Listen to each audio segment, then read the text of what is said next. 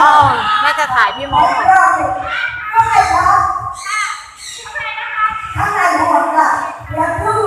1 2 3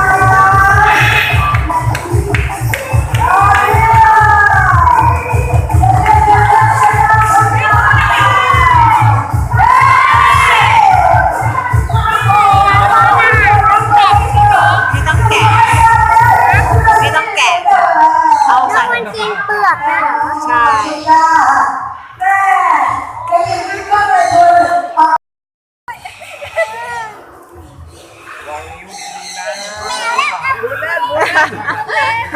ไม่เป็นไรลูกพูดเล่นเฉยอร่อยจะตายเนาะเหลืออย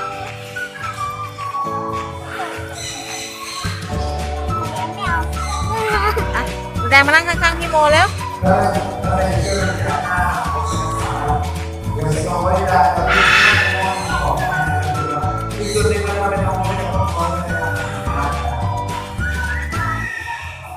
คนไหนจะถ่ายรูปไปก็เป็นนั่งตรงนั้นนะครับมาคนอื่นเลยเอาไหมครับโอ้โหดูรูปเลยได้เลยครับได้เลย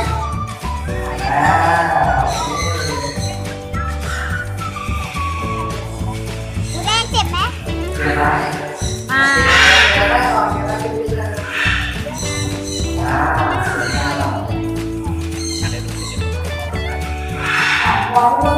นั่งข้างๆไปนั่งข้างๆแล้วไม่ต้องกลัวนั่งตรงนี้นั่งลงไม่เป็นไรดูน้องกันลูกไม่เห็นเป็นไรเลย ไอ้ที่ชิเขากินใหญ่เลยมันไม่เจ็บมันกินค่ะ ผ้าลอง จะเอาไหม แดงแดงแดง จะเอาจะให้ หันมายิ้มไป